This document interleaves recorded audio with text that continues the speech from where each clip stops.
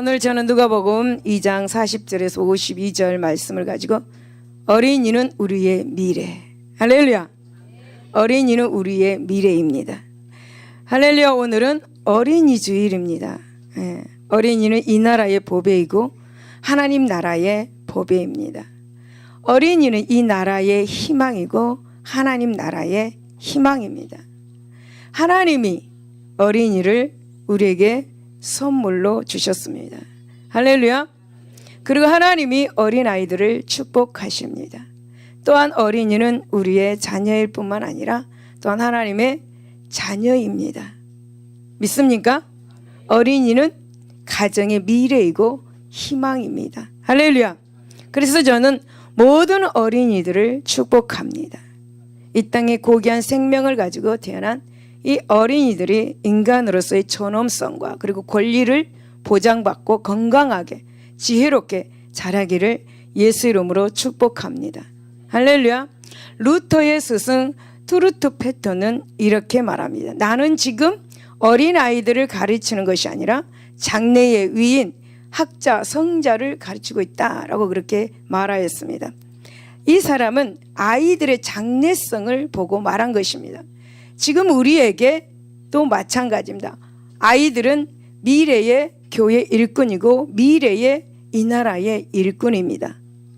어린아이들을 우리 아이들이 그렇게 될 것입니다. 할렐루야. 여러분, 예수님은 마가복음 10장 16절에 보면 아이들을 모두 품에 안으시고 그 다음에 안수해 주시고 그들의 머리에 축복해 주셨습니다. 그 아이들을 안고 저희 손에 안수하시고 축복하시니라 라고 그렇게 말씀하고 있죠. 우리가 아이들을 사랑하는 길을 예수님이 친히 보여주고 계십니다. 그래서 아이들이 잘 먹고 잘 먹이고 잘 입히는 그런 일도 부모의 사명 중에 하나입니다. 잘 가르쳐서 세상에서 뒤처지지 않게 하는 일도 어린이를 키우는 그런 부모의 사명입니다. 그러나 여러분, 이것만이 자녀가 잘 되는 것이 아닌 것 같습니다. 그런데도 부모님들은 자녀들을 위해서 이런 일들에 최선을 다하여서 노력하면서 아이들이 부모의 노력에 안 따라오면 짜증내고 안달하면서 자녀들의 영혼과 그리고 삶을 예수님께 인도하는 일에는 너무나 소홀한 것 같습니다. 그래서 교회는 결석에도 괜찮고 학원이나 학교에 한번 결석하면 하늘이 무너지는 줄 아는 부모들이 너무나 많이 있습니다. 제가 언젠가 신문을 보면서 어린이들이 어린이날 때 받고 싶어하는 선물을 조사한 걸 봤습니다. 그래서 결과를 보았는데 아이들이 제일 갖고 싶어하는 것이 무엇인지 아십니까? 핸드폰이에요. 그 다음에 강아지 그리고 게임기 이런 등등 아이들이 좋아하는 품목들이 나온 것을 보았습니다. 핸드폰이 가장 받고 싶은 선물이라는 것에 저는 놀랐습니다. 그런데 그보다 더 놀라운 선물이 무엇이 있었는데 받고 싶은 선물 5, 6위 중에 안마기가 있었어요. 아이들이 안마기를 선물로 받고 싶어 했습니다. 그것은 어버이날 노인들이 필요하는 것인데 아이들이 왜 이런 선물을 받고 싶어 하는가 궁금했습니다. 어린이들이 어린이날 이 선물을 받아서 혹시 어버이날 부모에게 할머니에게 선물하려고 그러는 것인가 라고 그렇게 생각했는데 아이들이 학교에 다녀온 후에 계속해서 학원을 다녀야 하고 그 학원도 몇 군데 태권도 학원, 피아노 속셈 학원, 뭐 수학, 미술, 음악 학원, 뭐 여러 가지 등등 군데 돌고 오면 몸이 파김치가 된다고 합니다. 그래서 그 피곤한 몸을 안마기로 풀고 싶어서 어린이날에 안마기를 선물로 받고 싶다고 그렇게 대답이 나왔습니다. 여러분, 자녀들에게 특기를 가르치고 공부에 뒤떨어지지 않는 자녀가 되게 하려고 학원에 열심히 보내는 일도 중요합니다. 하지만 그 자녀들을 품에 안고 사랑하고 또 그 아이들을 위해서 기도해 주는 일이 더 중요하다는 사실을 여러분 기억하시기를 바랍니다. 여러분, 본문은 예수님께서 12살 되던 해에 일어났던 일입니다. 6월절을 맞이해서 예수님과 그의 부모들이 예루살렘에 올라갔습니다. 6월절 행사를 하기 위해서 올라갔죠. 그래서 나사렛에서 이제 돌아가는 중에 이제 아이가 없어진 거예요. 예수 어린 아이가 없어진 거예요. 그래서 아이가 보이지 않는 거예요. 그래서 급히 다시 예루살렘 성전으로 올라가서 예수를 찾고 찾다가 성전에 가보니까 그곳에서 예수를 만날 수가 있었어요. 그래서 부모들은 깜짝 놀랐습니다. 너무너무 놀랐어요. 아이를 이제 잊어버렸다가 찾으니까 너무너무 놀랐고 당황스러웠습니다. 그래서 제가 우리 큰딸 이름이 미래예요. 그래서 4살 때 되었을 때 친정 엄마를 이제 마중나가로 영등포역에 나갔습니다. 그래서 아이를 데리고 화장실에 가서 나와서 옆에 분명히 있고 나는 손을 씻었는데 손을 씻고 보니까 얘기가 없어진 거예요. 아이가 없어진 거예요. 그래서 너무너무 막 가슴이 철렁 내려앉고 이거 말로 표현할 수가 없더라고요. 그래서 화장실에서 나와서 막 찾아다녔어요. 이름을 부르면서 큰 목소리로. 사람들이 다 쳐다봤어요. 큰 목소리로 막 이름을 부르면서 찾아다녔는데 저 끝에서 아이가 걸어오는 거예요. 아이가 걸어오는데 너무너무 신기하게 나를 보고 걸어오는 거예요. 나를 보고. 너무 놀랍고 반가웠어요. 그때를 생각하면 정말 끔찍합니다. 네. 아마 예수님의 부모들도 아마 저같지 않았을까 그런 생각을 한번 해보았습니다.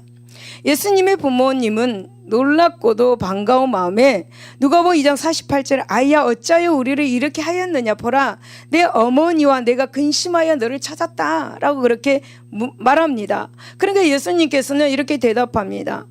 어찌하여 나를 찾으셨나이까 내가 내 아버지 집에 있는 줄 몰랐습니까? 라고 그렇게 대답을 합니다. 이 말을 들었을 때 마리아와 요셉은 반응이 달랐습니다. 성경에 누가복음 2장 50절을 보니까 그 부친은 깨닫지 못했습니다. 그러나 모친 어머니는 그 말을 마음에 두었습니다. 어머니들의 역할이 얼마나 중요한 것을 또 알게 되죠. 여러분, 이 말씀은 청소년 시기에 접어든 예수님입니다. 인격적으로 부모에게 독립을 선언하고 새로운 자아가 형성되었음을 우리에게 말해주고 있습니다. 우리의 자녀들도 마찬가지입니다. 부모로부터 독립하여서 새로운 자아상을 그렇게 형성하고자 하는 것이 바로 청소년기의 특징입니다. 요즘 청소년은 아마 초등학교 4학년 때부터가 아닌가 싶습니다. 너무나 빨리 아이들이 정신과 육체가 자라고 있기 때문에. 그렇다면 여러분, 우리는 어떤 부모가 되어야 합니까? 우리가 어린이부터 청소년기의 자녀를 향해서 취해야 할 자세가 어떤 적극적인 태도가 무엇일까라는 것입니다. 그것은 바로 바른 어린이들과 청소년 교육입니다. 이것은 바로 그들의 말을 마음에 두고 그들의 필요를 이해하고 그 다음에 채워주는 것에서부터 시작하는 것입니다. 그래서 본문을 통해서 어린이를 어떻게 키워야 하고 그것을 알아보고 또 어린 아이들을 위대한 사람으로 어떻게 하면 만들 수 있을까? 우리 본문을 통해서 은혜 나누기를 원합니다. 여러분 52절에 보면 예수는 지혜와 키가 자라가며 하나님과 사람에게 더욱 사랑스러워 가시더라. 이 말씀을 통해서 우리들은 자녀들에게 사랑을 주어야 한다라는 것을 우리가 알 수가 있습니다. 여러분, 이 말씀은 예수님이 성장하면서 하나님과 사람에 대해 도리를 다함으로써 하나님과 사람들 앞에서 더욱 사랑을 받으셨다라는 그런 말씀입니다. 그래서 예수님은 완전한 하나님이시면서 인간의 도리를 다한 그런 완전한 사람으로 성장하셨습니다. 51절을 보면은 예수께서 함께 내려가서 나사렛에 이르러 순종하여 받드시더라. 그 어머니는 이 모든 말을 마음에 두니라 라고 말씀합니다.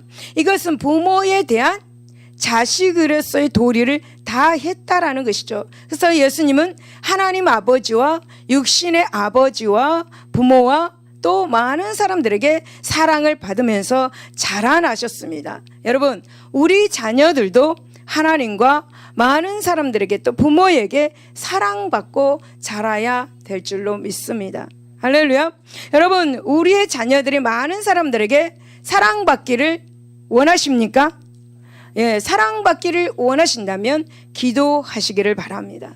사랑받은 아이들은 마음이 넓어지고 남을 이해할 수가 있습니다. 사랑받는 아이들은 부모에게 효도할 수 있습니다. 사랑받는 아이들은 너그러운 마음을 가지고 또 겸손한 사람이 되는 것입니다. 여러분, 자녀를 사랑하는 것이 바로 자녀를 축복하는 것을 믿으시기 바랍니다. 자녀들이 잘되게 하는 것은 바로 부모의 사랑입니다. 그래서 우리 예수님께서도 친히 어린아이들을 사랑하셔서 안으시고 안수하시고 그 아이들을 축복해 주었습니다. 할렐루야. 여러분, 미국의 오클라호마 주립고등학교에서 이렇게 조사한 결과입니다. 수천 명의 재학생들 중에서 성품과 성적이 가장 좋은 학생 10명을 대상으로 이 조사를 했습니다. 그리고 그 가정들을 한번 조사해 보았습니다. 모두 공통된 특징이 있었습니다. 그것은 무엇인지 아십니까? 바로 이들의 부모들이 자녀들에게 꼭 사랑한다라는 말, 그 표시를 적극적으로 해 주었다라는 것이 그들의 특징이었습니다. 여러분, 반대로 성적도 나쁘고 행동도 좋지 못한 10명을 대상으로 조사를 해 보았습니다. 어떤 공통점이 있었겠습니까? 그들의 부모들은 한 번도 자녀들에게 사랑을 표시하지 않았다라는 것입니다. 사랑하는 여러분, 부모의 사랑이 왜 중요합니까? 부모로부터 전해지는 사랑은 한 아이의 인생을 결정하는 요소가 되기 때문입니다. 부모의 사랑을 통해 아이는 자기 존재의 가치를 형성해 나가는 것입니다. 사랑받고 칭찬을 받을 때에 아이는 나는 사랑받는 존재이구나, 나는 가능성이 있는 존재이구나 라는 그런 신념과 그리고 자기 확신을 갖게 된다고 합니다. 여러분, 반대로 사랑받지 못한 자녀는 어떻습니까? 부모의 사랑을 받지 못한 아이는 부정적인 자아상을 갖게 됩니다. 때문에 다른 사람도 사랑할 수가 없게 되고 다른 사람의 그 일들을 이해할 수가 없게 된다고 합니다. 비평만을 듣고 자란 아이는 남을 저주하는 사람으로 성장하게 되고 적대감 속에서 자란 아이는 남과 싸우는 사람으로 성장하게 된다고 합니다. 그리고 또한 조소만 받고 자란 아이는 열등 인생이 된다고 합니다. 그렇기 때문에 사랑은 너무너무 중요한 것입니다. 부모로부터 전해지는 따뜻한 사랑만이 이 아이들의 인생을 바르게 살 수 있게 해 준다는 사실을 여러분 기억하시기를 바랍니다. 사랑이 긍정적인 자아상을 성립할 수 있습니다. 사랑을 받는 사람만이, 사랑을 받는 아이들만이 세상을 사랑하면서 살 수 있게 되는 것입니다. 훌륭한 사람이 되는 것이에요. 할렐루야. 마태복음 13장을 보면 예수님은 씨 뿌리는 자의 비유가 나옵니다. 이 씨 뿌리는 비유에서 주님께서 강조하신 것이 무엇입니까? 밭입니다. 그 씨 자체는 차이가 없습니다. 그것이 어디에 떨어지느냐에 따라서 열매의 차이가 있다라고 그렇게 말씀합니다. 그렇습니다. 여러분, 문제는 아이들이 태어나 양육되어지는 가정이라는 밭입니다. 사랑이 충만한 가정, 그리고 사랑이 충만한 부모 속에서 세상의 모든 풍파도 견뎌낼 수 있는 그런 자녀가 양육되는 것입니다. 그래서 미국의 하버드 대학의 심리학자인 고든 올포트는 이렇게 말을 합니다. 이 세상의 많은 사람들 중에 나를 사랑해주는 사람이 한 사람도 없고 또 내가 사랑할 사람이 한 사람도 없는 상황 속에 들어가면 누구든지 2개월 이내에 정신분열증에 걸리게 될 것이다 라고 그렇게 말을 했습니다. 여러분, 우리의 자녀들은 어떻습니까? 건강합니까? 신체적으로, 정신적으로 또 영적으로 건강한 삶을 살아가고 있습니까? 자녀들의 성적을 점검하기 이전에 먼저 여러분의 사랑 지수를 점검하시기를 바랍니다. 과연 나는 얼마나 자녀에게 충분한 사랑을 공급하고 있는가? 자녀들의 존재를 알아주고 인정해주고 있는가? 자녀들의 필요에 따라서 얼마나 세심한 주의를 기울이고 있는가? 얼마나 자주 자녀들과 대화를 나누고 있는가? 점검하시기를 바랍니다. 만약에 이렇게 하지 못한다면 오늘부터 그렇게 하시기를 바랍니다. 사랑하는 여러분, 사람은 밥만 먹고 사는 존재가 아닙니다. 사람이 떡으로만 사는 존재가 아니고요, 하나님의 말씀과 하나님의 사랑으로 사는 것입니다. 사람은 사랑을 먹고 사는 존재로 하나님께서 만들어 놓으셨습니다. 여러분, 우리 아이들은 지금 사랑이 필요합니다. 조건 없는 부모의 사랑이 필요합니다. 지금 자녀들에게 사랑한다고 고백하시기를 바랍니다. 내가 너를 위해서 하나님 앞에 기도하고 있다라는 사실을 말해 주시기를 바랍니다. 그래서 아이들이 충분한 사랑을 받고 그 다음에 자라갈 수 있도록 하시기를 바랍니다. 그럴 때 자녀들이 성장하여서 큰 일을 할 수가 있는 것입니다. 두 번째 보면은 48절을 보면은 자녀들에게 꿈을 심어 주어야 하는 것을 알게 됩니다. 그의 어머니는 이르되 아이야 어찌하여 우리에게 이렇게 하였느냐? 보라 내 아버지와 내가 근심하여 너를 찾았노라. 예수께서 이르시되 어찌하여 나를 찾으셨나이까? 내가 내 아버지 집에 있어야 될 줄 알지 못하셨나이까? 라고 그렇게 말합니다. 여러분, 이 말씀은 어린 예수님과 부모와의 대화입니다. 부모 요셉과 마리아는 예루살렘에 올라갔을 때 어린 예수를 잃어버렸습니다. 그래서 애타는 마음으로 예수님을 찾고 있었습니다. 그런데 성전에서 어린 예수를 만나자 왜 너는 네 마음대로 하고 다니니? 라고 그렇게 말을 합니다. 그러자 어린 예수는 49절에 보면 내가 내 아버지 집에 있어야 할 줄은 몰랐습니까? 라고 그렇게 반문을 합니다.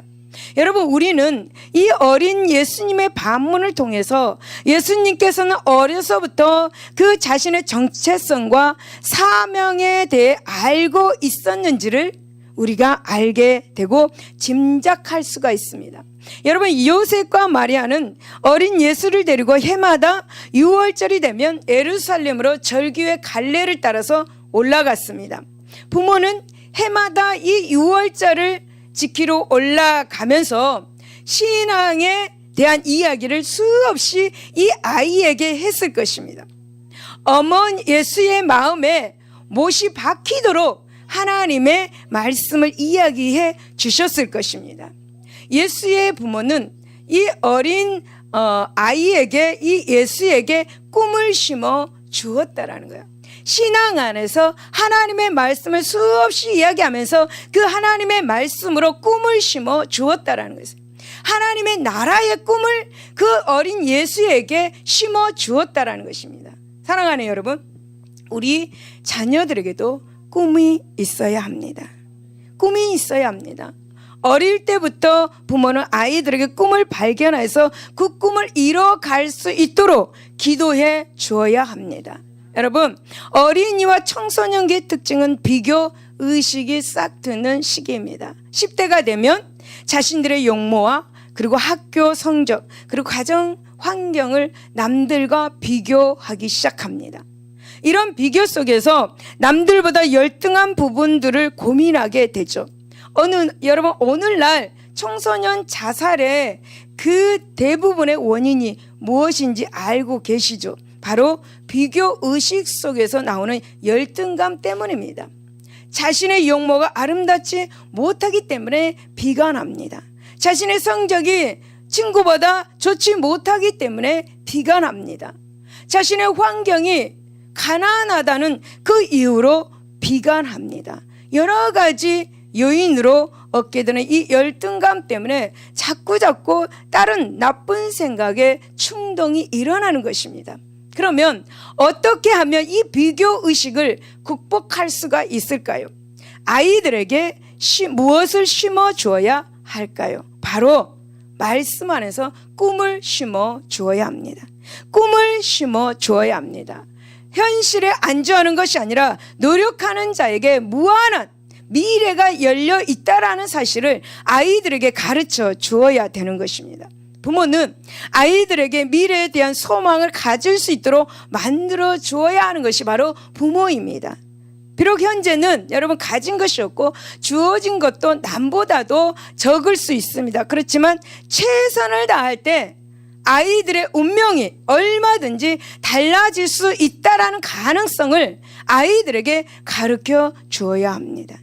내일에 대한 꿈과 희망을 가진 사람은 새로운 운명을 창조할 수 있는 힘이 생기기 때문에 여러분은 아이 때부터 꿈을 심어 줘야 될 줄로 믿습니다. 그런 아이가 여러분 자신의 현실을 비관하지 않습니다. 오늘을 인정하고 내일을 준비하는 사람이 될 수가 있는 것입니다. 여러분 17세기 영국을 하나님의 말씀으로 충만하게 했던 전도자 요한 예슬러는 이렇게 고백합니다. 나는 내 어머니가 만든 작품이다. 내 인생의 영원한 스승은 주의 성령이었고 나를 이토록 만든 분은 그 성령님의 지시를 따른 나의 어머니였다라고 말했습니다. 웨슬레의 어머니는 수잔나, 이 여사는 탄광에서 가난한 강부를 돌보고 있는 목사의 사모였습니다. 그는 19명의 아이를 낳아서 13명을 키웠습니다. 그러니 여러분 그 생활을 얼마나 어렵겠습니까? 가난한 탄광의 가난한 목사 사모, 아이들은 13명. 그녀에게는 아이들을 학교에 보낼 그런 능력이 없었습니다. 그래서 그녀는 자기가 가정교사가 돼가지고 엄격한 가정교육, 엄격한 종교교육을 시킨 것으로 유명합니다. 아이들이 여러분 잠들기 전에 그때 어머니와 아이들은 엄숙한 목소리로 이렇게 확인했다고 합니다. 얘들아, 너희는 누구냐? 아이들은 우리는 위대한 사람입니다. 그러면 누가 너희를 위대하다고 했느냐? 아이들, 주님께서 우리를 위대하다고 했습니다. 그러면 지금 너희는 무엇을 하고 있느냐? 아이들, 예, 우리는 위대한 역사를 쓰고 있습니다. 그 일을 누가 시켰느냐? 아이들, 우리를 위대하게 쓰시기를 원하는 하나님이 시켰습니다. 이렇게 하고서 아멘 크게 하고 잠자리에 들어가서 잠을 잤다고 합니다. 이것은 여러분 매일매일 되풀이되는 일과였습니다. 이러한 대화를 통해서 자녀들은 자기 자신에 대한 가치를 날마다 확인할 수가 있었다고 합니다. 또 미래의 위대한 일을 할 수 있는 존재라는 자아상을 확립하게 되었다고 합니다. 여러분 가만히 있을 것입니까? 네. 여러분 오늘날 부모들이 가장 범하기 쉬운 실수가 있습니다. 그것은 자녀를 사랑한다고 하면서 자녀들의 인격을 무시하는 것입니다. 명령을 통해서 자녀들을 통솔하는 행동, 부모들이 하고 있습니다. 다른 아이들과 비교하는 것입니다. 너는 왜 이거밖에 안 돼? 옆집 아이는 어떠니? 비교하고 있습니다. 그러나 여러분 이것을 기억하시기 바랍니다. 아이들은 인격적인 존재라는 것을 부모들이 알아주기를 원하고 있는 것이 바로 아이들입니다. 그러므로 부모들은 아이들을 향해서 미래에 대한 소망과 가능성을 계속해서 매일매일 일깨워 주어야 하는 것이 정말 필요합니다. 자신을 위해서, 나라를 위해서, 인류를 위해서, 하나님의 나라를 위해서 위대한 일을 하겠다고 하는 그 꿈을 꿀 수 있도록 부모들이 해 주어야 합니다. 여러분, 예수님께서는 베드로를 부르실 때 베드로는 즉각 예수님을 쫓았습니다. 마태복음 4장 19절에 보면 나를 따라오너라 내가 너희를 사람을 낚는 어부가 되게 하리라 라고 그렇게 말씀을 했습니다. 베드로는 이 말씀을 듣고 자신의 모든 것을 버려두고 예수님을 쫓았습니다. 여러분, 예수님이 요구하는 것이 무엇입니까? 예수님께서 베드로에게 많은 돈을 벌게 해주겠다고 약속하신 것입니까? 큰 명예를 갖게 해주겠다고 약속하신 것입니까? 모든 사람 위에 군림할 수 있는 영광을 보증해 주겠다고 말씀하신 것입니까? 절대 아닙니다. 예수님께서는 단지 미래에 대한 비전을 말씀해 주신 것뿐입니다. 예수님을 쫓으면 지금까지 네가 생각하지 못했던 의미 있는 일이 기다리고 있다라고 말씀해 주신 것입니다. 그렇습니다. 의미가 중요합니다. 의미가 중요합니다. 미래가 중요합니다. 꿈꾸는 것이 중요합니다. 내일이 있으면 아이들이 성장하여서 어떤 고난도 극복할 수가 있는 것입니다. 여러분, 미래가 있으면 오늘 최선을 다해서 아이들이 살아갈 수가 있습니다. 그러므로 자녀들에게 무엇을 주시겠습니까? 여러분, 자녀들에게 무엇을 주시겠습니까? 많은 용돈을 주어서 자녀들의, 아이들의 자존심을 세워 주시겠습니까? 좋은 과외 선생을 선택해서 아이들에게 많은 지식을 몰아넣어 주시겠습니까? 아닙니다. 여러분, 아이들이 원하는 것은 이런 물질적인 것이 아닙니다. 내일을 원하는 것이고 미래를 원하는 것이고 꿈과 비전을 원하는 것입니다. 이것이 있는 아이들은 누가 뭐라고 해도 오늘을 최선을 다해서 살아갈 수 있고 그 꿈을 성장하여 이룰 수가 있는 것입니다. 할렐루야. 41절을 보면 그의 부모가 해마다 6월절이 되면 예루살렘으로 가더니 예수께서 12살 되었을 때 그들이 이 절기의 관례를 따라 올라갔다라고 말씀하는데, 우리는 이 말씀에서 자녀들에게 아름다운 믿음의 유산을 물려주어야 한다라는 것을 알 수가 있습니다. 여러분, 어린 예수의 부모는 예수에게 신앙을 가르쳤습니다. 예수의 부모는 여러분 매년 6월절이 되면 예수를 데리고 예루살렘으로 올라갔습니다. 예배를 드리러 올라갔다라는 것입니다. 여러분, 우리의 아이들에게 예수의 부모처럼 신앙을 가르쳐야 합니다. 어떤 물질을 가질 수 있는 것을 가르치는 것이 아니라 하나님에 대한 신앙을 가르쳐야 되는 것입니다. 하나님에 대한 믿음을 가르쳐야 하는 것입니다. 여러분, 사회적으로 많은 관심 중에 하나가 유산 안 물려주기. 여러분, 사실 예수가 힘쓰고 정말 피땀 흘려가지고 번 그 돈을 사회에 환원한다는 것은 정말 어려운 일입니다. 이들이 정말 자녀들에게 물려주고자 하는 것은 물질적인 재산이 아니고 바른 가치관 때문에 자녀들에게 유산을 남겨주지 말자 운동을 하는 거예요. 바른 재산관을 가르쳐주자, 바른 사회관을 자녀들에게 물려주겠다라는 것입니다. 여러분, 그런데 우리들 대부분은 어떻습니까? 어떻게 해서든 부모가 열심을 다해서 돈 벌어가지고 자식에게 남겨줘야지라고 말합니다. 생각합니다. 그렇게 절대 생각하지 마십시오. 자녀들 버립니다. 여러분, 어떻습니까? 상속 때문에 어마어마한 일들이 많이 일어나고 있습니다.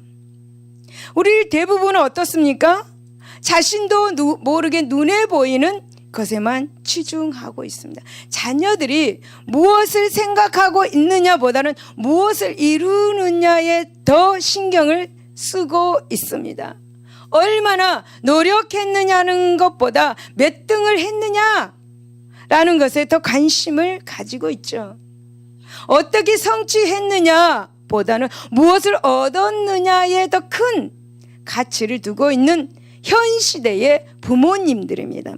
여러분, 이런 부모님도 있습니다.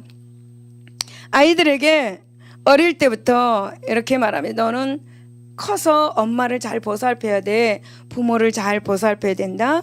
너는 커서 돈을 많이 벌어서 엄마한테 큰 집을 사주고 또 잔디가 깔려있는 큰 집을 나에게 사주어야 돼 라고 아이들에게 어릴 적부터 마음에 박히도록 그렇게 이런 말을 해주는 부모가 있습니다.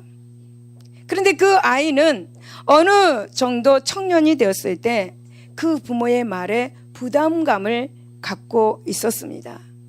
그리고 그 아이는 얼굴이 항상 어둡고 자신 있는 부분이 하나도 없었고 긍정적인 부분이나 또 담대성이란 것이 볼 수가 없었습니다. 항상 마음이 어둡습니다. 항상 눌려있는 그런 느낌이었습니다. 마음에 자유가 없었습니다. 제가 알고 있는 분입니다. 여러분, 이런 환경 속에서 아이들이 바른 가치관을 가지고 성장한다는 것은 정말 어려운 일이겠죠. 어떤 것이 옳고 여러분 어떤 것이 그런지 분별 능력을 일으키기가 쉽습니다. 자연스럽게 물질적인 것만을 중요하게 여기게 되고 어떻게 해서든 긍정적이든 부정적이든 어떻게 해서든 세상에서 돈 많이 벌고 높은 자리에 앉으면 성공한 것으로 생각하기가 쉽습니다. 사랑하는 성도 여러분, 자녀들에게 무엇을 물려주기를 원하십니까? 어떤 사람으로 아이들이 성장하기를 원하십니까? 우리의 자녀들이 세상을 훌륭하게 살아가기 위해서 우리가 남겨줄 수 있는 가장 가치 있는 것이 무엇이라고 생각하십니까? 여러분, 예배소서 6장 4절에 보면은 오직 주의 교양과 훈계로 양육하라라고 말씀합니다. 여러분, 무엇을 통한 교양과 흉계를 지금 말하고 계십니까? 바로 주를 통한 교육입니다. 바로 하나님을 통한 교육이라는 것입니다. 믿음으로 양육하라는 것이에요. 믿음의 유산을 물려주라는 것입니다. 하나님의 말씀으로 양육하는 하나님에 대한 신앙을 그들에게 양육하라는 것입니다. 여러분, 비록 재산은 많지 않아도 괜찮습니다. 물려줄 땅이 없어도 괜찮습니다. 여러분, 조상대대로 내려오는 어떤 가보나 어떤 그런 보물이 없어도 괜찮습니다. 하나님에 대한 흔들림이 없는 그런 믿음을 전해줄 수만 있다면 그는 가장 귀한 보화를 얻게 되는 것입니다. 할렐루야. 할렐루야. 사랑하는 여러분, 왜 미국이 지금까지 세계 최강 강국으로 그렇게 우리가 그 미국이 서 있는지 아십니까? 왜 총기 난사 사건이 벌어지고 수많은 범죄가 그렇게 발생하면서도 왜 그들은 그렇게 최강대국으로 그렇게 서 있습니까? 바로 하나님의 축복이 머물고 있기 때문입니다. 하나님을 향한 뜨거운 신앙, 순수한 신앙이 아직도 그 나라에 남아있기 때문입니다. 그들은 매일 가정 예배를 드리고 믿음의 유산을 전하는 순수한 그리스도인들이 많기 때문입니다. 뜨거운 신앙의 유산이 그들에게 흐르고 있다라는 말입니다. 여러분, 우리가 어떻게 신앙의 유산을 자녀들에게 물려줄 수 있을까요? 어떻게 하면 여러분 세상의 유혹을 이기고 신앙으로 그렇게 세상을 살아갈 수 있게 아이들에게 어떻게 해야 될까요? 우리는 아이들이 강요로 될 수 있는 문제가 아니고 등을 떠물어 가지고 억지로 교회에 보내서 될 문제가 아닙니다. 그럼 무엇일까요? 바로 가정에서 보이는 정말 살아있는 신앙 교육입니다. 하나님의 말씀대로 말하고 사는 신앙인의 모습을 아이들에게 보여주어야 합니다. 신앙의 본을 아이들에게 보여주어야 된다는 것이에요. 그리고 그것을 가정 예배를 통해서 말씀함으로써 전파할 때에 자녀들은 가장 귀한 유산을 물려받을 수 있게 되는 것입니다. 여러분, 세상에서 불신앙으로 살다가 늦게 교회에 찾아오는 경우를 조사해 보니까 모두 어렸을 때 한 번이라도 교회에 나갔던 사람들이 다시 교회를 나오는 경우가 90%가 넘는다고 합니다. 그래서 저는 전도할 때 어렸을 때 교회 나가 보셨습니까? 먼저 그 말을 합니다. 그래서 부모들이 아이들을 교회로 데리고 나와야 합니다. 그 아이들이 나와서 뭔지 모르지만 나와서 하나님 말씀을 듣고 할 때 나중에 약간의 삐뚤어진 길로 가더라도 반드시 하나님 앞에 돌아온다라는 것입니다. 그것을 하나님께서 예수님의 뜻이 무엇인지를 지금 증명해야 하는 결과가 나타난 것입니다. 사랑하는 여러분, 마가복음 10장 14절에 보면 어린아이를 내게 오는 것을 용납하고 금하지 말라라고 하나님의 말씀을 기억하시기 바랍니다. 성경에 아이들을 하나님의 전에 데리고 와가지고 온 부모들은 모두 다 자녀를 훌륭하게 만들었습니다. 한나를 보십시오. 한나는 사무엘을 낳아가지고 젖을 떼자마자 성전에 데리고 하나님 앞에 드렸습니다. 그래서 그는 위대한 사무엘이 될 수가 있었습니다. 여러분 모세 보십시오. 모세의 어머니 요게벳은 젖을 뗄 때까지 어머니가 보살피고 젖을 떼면 이제 예굽의 공주의 아들로 예굽 사람이 되는 이 모세를 위해서 항상 기도하고 찬송하면서 너는 예굽 사람이 아니다. 자랑스러운 하나님의 백성 유대인이라고 어린 모세를 향해서 계속해서 교육을 시켰습니다. 그래서 결국 그는 한 나라를 출애굽시키는 위대한 지도자가 되었습니다. 그러므로 여러분 열심히 아이들과 청소년들을 데리고 교회에 나와서 하나님이 그 장래를 책임지시고 축복하시는 위대한 자녀들로 만드시기를 예수 이름으로 축복을 드립니다. 여러분 유명한 오페라 가수 할버터는 이렇게 고백하였습니다. 어느 날 내 아들과 이웃집 아이의 대화를 엿듣게 되었습니다. 이웃 아이가 우리 아버지는 시장님을 잘 안다? 라고 하자 우리 아이는 내 아들은 우리 아버지는 하나님을 잘 안다? 라고 대꾸했다. 갑자기 나의 눈에서는 눈물이 쏟아지기 시작했고 나는 서재로 들어가 실컷 울었다. 내 아버지는 시장을 너무 잘 알아. 대통령과 너무 친해. 이것보다 여러분 자녀들이 우리 부모는 우리 엄마 아빠는 하나님을 너무 잘 믿어. 어떤 걸 원하십니까? 여러분 진정 귀중한 지식이 무엇입니까? 정말 가치 있는 유산이 무엇입니까?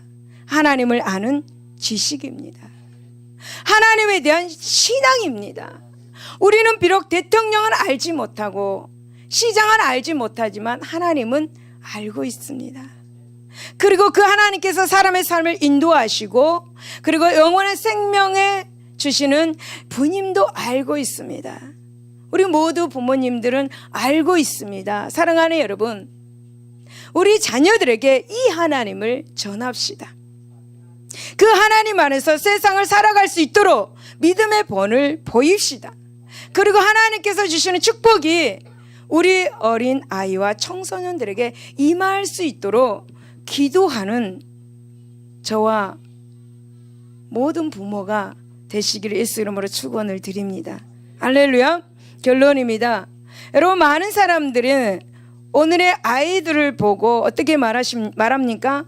비관스러운 말들을 부정적으로 많이 하고 있습니다. 버릇이 없다. 미래가 없다라는 말들을 많이 하고 있습니다.